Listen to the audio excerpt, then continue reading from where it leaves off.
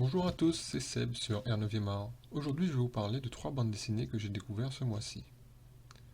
La première bande dessinée est ISS Sniper, tome 1, Raid Escort, paru aux éditions Soleil avec au scénario Jean-Luc Istin et au dessin Erwan Sur-Le-Bihan.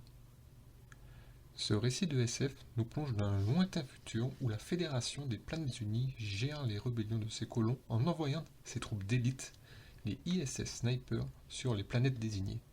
Raid Escort, un fils de colon, a fait le choix d'être dans le camp des dominants et plus dans celui des dominés, en devenant un ISS sniper.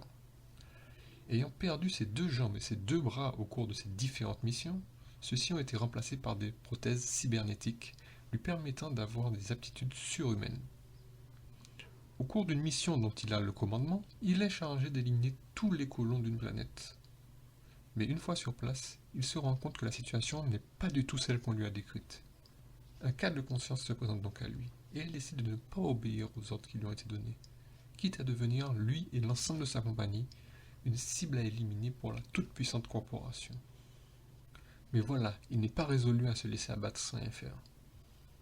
Ce tome 1 pose les bases d'un nouvel univers qui, à la lecture, m'a beaucoup rappelé Conquête, qui est scénarisé par Nicolas Jarry et Jean-Luc Istin, chez le même éditeur. Mais j'attends de voir la suite pour me faire un avis et voir comment les auteurs vont faire évoluer ce nouvel univers.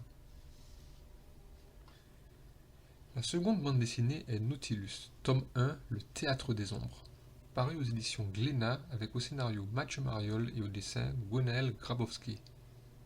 Nous sommes à la fin du XIXe siècle. Les tensions entre la Russie et la Grande-Bretagne sont vives en Asie, entre prétentions territoriales d'un côté et empire colonial de l'autre. Kim, né irlandais mais ayant été élevé dans la culture indienne, est un espion britannique accusé à tort d'avoir perpétré un attentat ayant coulé un paquebot et causé la mort de plusieurs dignitaires russes.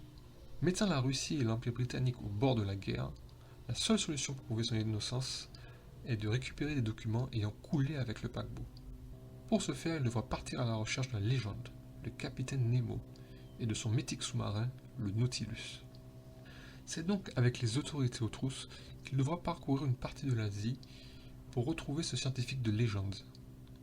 Mais celui-ci acceptera-t-il de l'aider? À travers les aventures de Kim, Mathieu Mariol nous propose une histoire originale fortement inspirée des œuvres de Jules Verne et de Rudyard Kipling, comme il l'explique dans une postface dans cette BD. Ce tome 1 m'a convaincu de suivre la suite des aventures de Kim. L'histoire complète est prévue en 3 tomes. La troisième et dernière bande dessinée est Téléportation, tome 1, Perdu en translation, paru aux éditions Dracou, avec au scénario Dominique Latil et au dessin Romain Sordet. Dans ce monde futuriste, les téléportations sont gérées par la CTG, la compagnie de téléportation galactique. Mais lorsque certains usagers violent les règles établies, la CTG fait appel à ses agents spéciaux, afin de retrouver les contrevenants. Nous suivons donc Lubia Torel, qui mène l'enquête suite à la disparition de 5 usagers.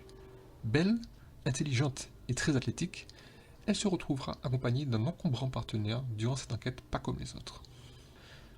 Dominique Latil et Romain Sordet nous proposent là une histoire où l'humour et l'action sont présents sur quasiment chaque page du récit.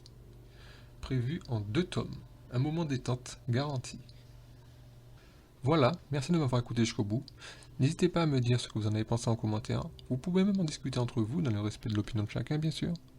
Si vous souhaitez plus de contenu de ce genre, n'hésitez pas à liker et à vous abonner à R9e art, voire même à partager mes vidéos. Merci encore et à la prochaine sur R9e art.